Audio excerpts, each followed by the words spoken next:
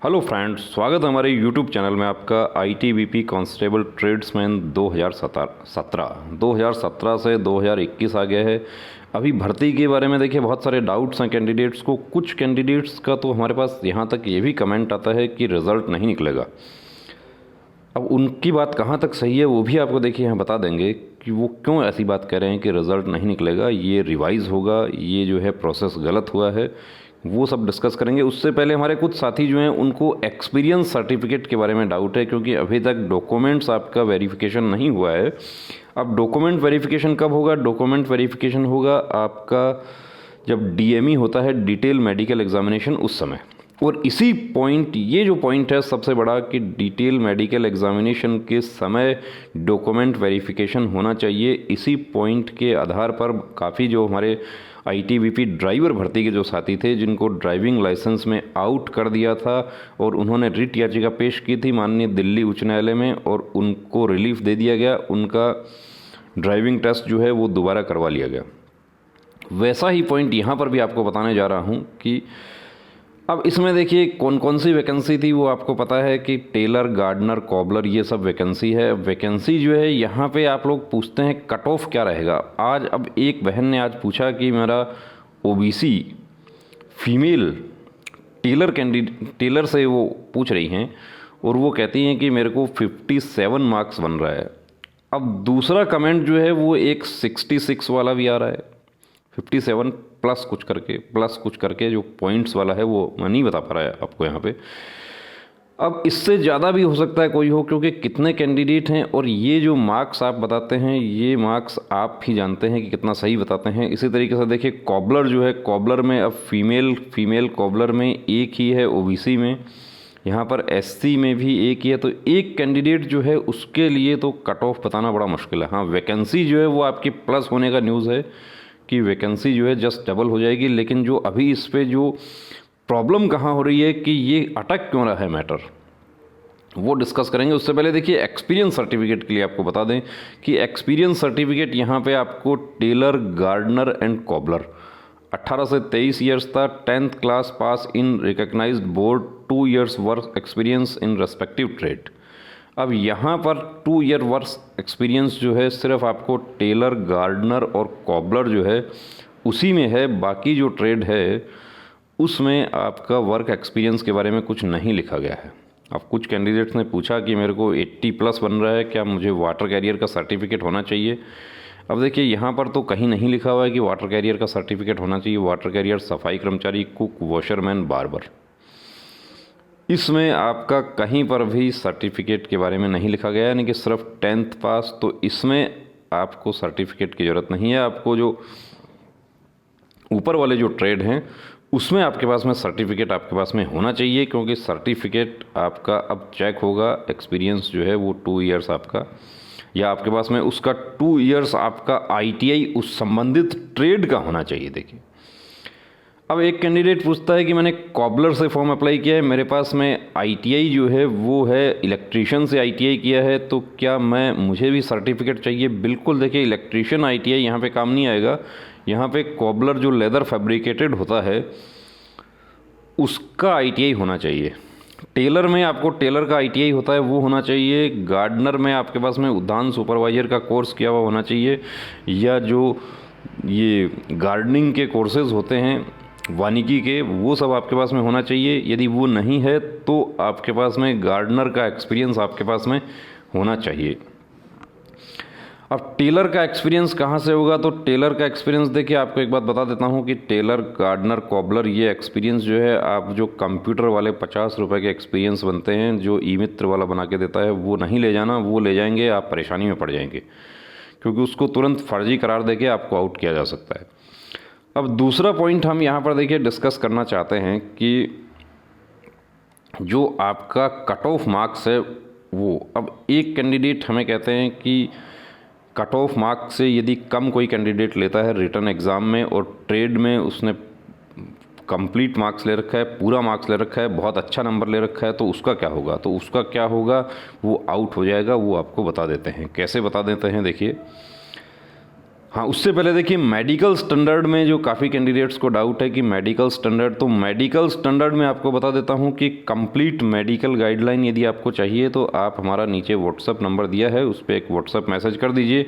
आपको complete medical guideline गृह मंत्रालय द्वारा जो 2015 में जारी किया गया था, जिसके तहत हमारे CAPF के ट्रेड्समैन से लेके सहायक कमांडेंट तक की जो भर्ती होती है उसका मेडिकल उसी से रेगुलेट होता है। आई साइट, अब यहाँ पे जो मेडिकल बताया गया है वो आई साइट बताया गया है, तो उसमें आपका 6/6 और 6/9 होना चाहिए। इससे ऊपर यदि आपका होता है तो आप लेजर करवा सकते हैं, लेकिन लेजर अभी आप करवा सकते हैं, आपको एक बार पॉइंट मिल गया उसके बाद आप लेजर करवाएंगे वो पकड़ में आ जाएगा।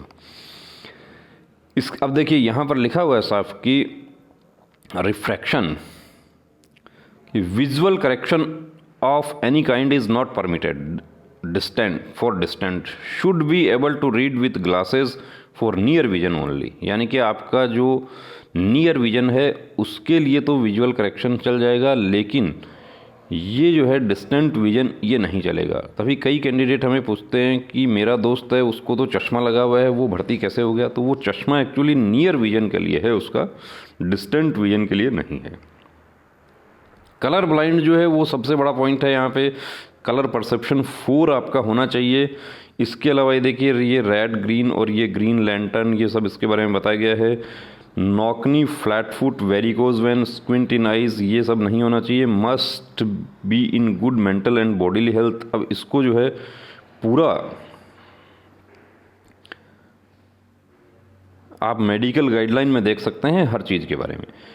अब कलर ब्लाइंड जो है उसमें यदि कोई कैंडिडेट कलर ब्लाइंड है और वो भर्ती हो जाता है, and colour blind person will not be eligible for appointment if at any stage of service career person is found to be colour blind, he will be boarded out as per shape policy in vogue in the force. कि shape medical की जो shape policy है उसके according उस candidate को out कर दिया जाएगा यदि वो कलर ब्लाइंड है। तो CRPF SSC GD में मेडिकल के दौरान कुछ कैंडिडेट्स ऐसे पकड़े गए हैं कलर ब्लाइंड वाले, और वो घर चले जाएंगे अभी। टैटू देखिए, अब टैटू यदि आपकी बॉडी पर है तो टैटू रिमूव करवा लीजिए। ITBP भर्ती के लिए नहीं, यदि आप आगे SSC GD का या और भी भर्ती देख रहे हैं तो भी आप उसको रिमूव करवा लीजिए। धार्मिक टैटू मान्य है, लेकिन हमने नहीं देखा कि धार्मिक टैटू या किसी भी प्रकार का टैटू CAPF की भर्ती में मान्य किया गया है।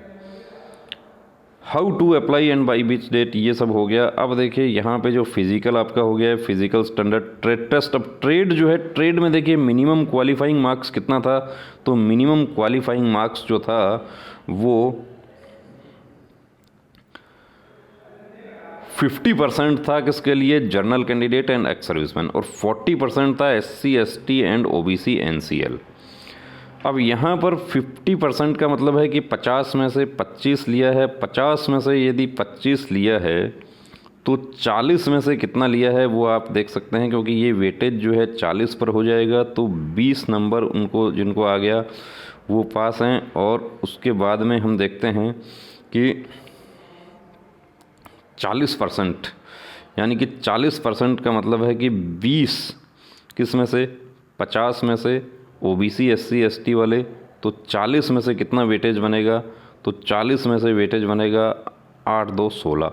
तो हमारे बहुत सारे साथी जो हैं जिनको सिर्फ 16.5 नंबर देकर ट्रेड में उनको पास किया गया, 16.5 नंबर है, और रिटर्न में उनको बहुत अच्छे मार्क्स हैं, 45 भी है, 46 भी है, लेकिन वो लोग भर्ती नहीं हो पाएंगे। तो ये जो आपका अटक रहा है प्रोसेस, इसकी भी मैं आपको जानकारी दे देता हूँ कि ये क्यों अटक रहा है। कि जो साथी हमारे इस प्रोसेस से सेटिस्फाई नहीं थे कि ट्रेड के नंबर जो है वो नहीं होने चाहिए, उन लोगों ने रिप्रेजेंट कर दिया इसको।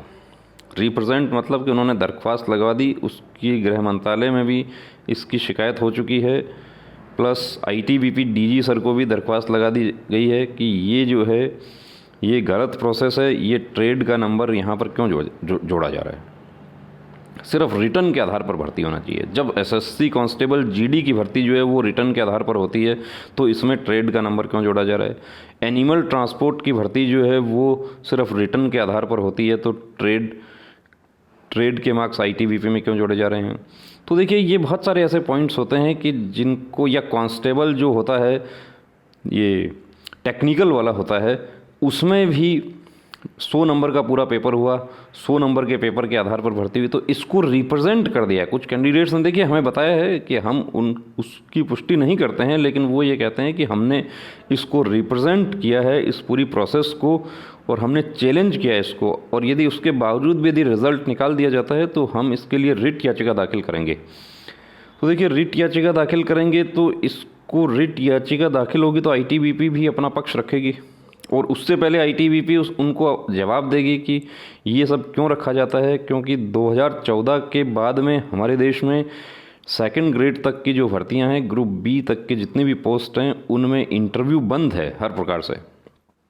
तो ये जो ट्रेड के मार्क्स हैं इसका क्या औचित्य है यहाँ पे। ट्रेड जो है बीएसएफ में भर्ती होती है, सीआईएसएफ में होती है, सीआरपीएफ में होती है, एसएसबी में होती है, बाकी सभी फोर्सेज में जो ट्रेड्समैन की भर्ती होती है उसमें ट्रेड के मार्क्स नहीं होते हैं, सिर्फ क्वालिफाई होता है ट्रेड, जबकि मेरिट जो बनता है वो पूरा 100 में से बनता है। तो रिज़ल्ट जो है आपका देखिए डिले जो है उसका वजह सबसे बड़ा यही वजह है कि ये जो पॉइंट है ट्रेड के मार्क्स वाला, ये पॉइंट कहीं ना कहीं इसमें परेशानी कर रहा है। अब दूसरा देखिए रिटर्न जो है, अब एक कैंडिडेट का कहना है कि मुझे ट्रेड में तो मुझे बहुत अच्छा मार्क्स है, मुझे 35.5 या ऐसा मिल रहा है। तो 35.5 का मतलब आप समझ सकते हैं कि उसको ट्रेड में 50 में से कितना नंबर दिया होगा। अब वो ये कहते हैं कि मुझे रिटर्न में यदि मिनिमम क्वालिफाई नहीं आता है तो क्या मुझे आउट कर दिया जाएगा। बिल्कुल मिनिमम देखिए रिटर्न टेस्ट जो है उसमें 50 नंबर का रिटर्न टेस्ट जो होगा उसमें क्वालिफाई जो है कितना है, 50 में से क्वालिफाई है 35%, और SC ST OBC के लिए है 33%। तो 35% का मतलब क्या है कि यहाँ पे 17.5 नंबर जो है एक कैंडिडेट को 50 में से लेने होंगे। यदि उसको जर्नल कैंडिडेट है उसको 17 ही इधर आ रहा है, और ट्रेड में चाहे उसके पूरे 40 में से 40 जुड़ रहे हैं तो भी वो यहाँ आउट हो जाएगा, क्योंकि मिनिमम क्वालिफाई तो लेना होगा। ये सबसे बड़ा इसमें डाउट चल रहा है कुछ कैंडिडेट्स को। तो देखिए दोस्तों, हमारी जानकारी के अनुसार तो रिज़ल्ट जो है वो आपका कंप्लीट है, पूरी तरीके से तैयार है, रिज़ल्ट कभी भी डिक्लेयर हो सकता है। लेकिन जो कैंडिडेट्स दावा कर रहे हैं कि हमने इसको चैलेंज कर दिया है, ये पूरा प्रोसेस जो गलत है, उनका दावा जो है उसमें कितनी सत्यता है अब रिज़ल्ट आने पर पता चलेगा कि क्या इसका आउटकम होता है, क्या इसका परिणाम होता है। यदि आपके मार्क्स बहुत अच्छे हो रहे हैं और आप आश्वस्त हैं कि मेरे मार्क्स के अकॉर्डिंग जो है मेरा मेरिट में आ सकता है, तो आप अपना मेडिकल का तैयारी कीजिए। और यदि आपके मार्क्स कम हैं, बिल्कुल ही देखिए आप 50-55 पर ही आप अटक रहे हैं, तो आप उम्मीद छोड़ दीजिए इसमें, क्योंकि वहाँ पर नंबर आना बड़ा मुश्किल है। यदि आपको ये मिनिमम कट ऑफ वाला पॉइंट की वजह से भी आप डाउन रह रहे हैं तो भी आप उम्मीद छोड़ दीजिए। तो दोस्तों, भर्ती जो है हम भी ये चाहते हैं कि ये भर्ती पूरी हो जाए, क्योंकि इसमें बहुत सारे हमारे साथी ऐसे हैं कि जो ओवर एज हो चुके हैं, अब उनके पास में और कोई विकल्प नहीं है। बहुत सारे हमारे साथी ऐसे भी हैं जिनके साथ में इसमें चीटिंग भी हो चुका है। जब पहले एग्ज़ाम हुआ था, रिटन एग्ज़ाम हुआ था, उसमें काफ़ी साथियों ने मैसेज किया था कि हमारे साथ में चीटिंग हो गया है पेपर के नाम पर, तो वो उसका सॉल्यूशन हो गया उसका। लेकिन जो ऑनलाइन हुआ उसमें भी कुछ साथी ऐसे हैं कि जिनके ऑनलाइन सेंटर पर भी ऐसा बताया जा रहा है कि धांधलीबाजी हो गया। तो क्या होता है देखिए, जो भी होगा अच्छा होगा, इंतज़ार कीजिए, सुरक्षित रहिए। जय हिंद।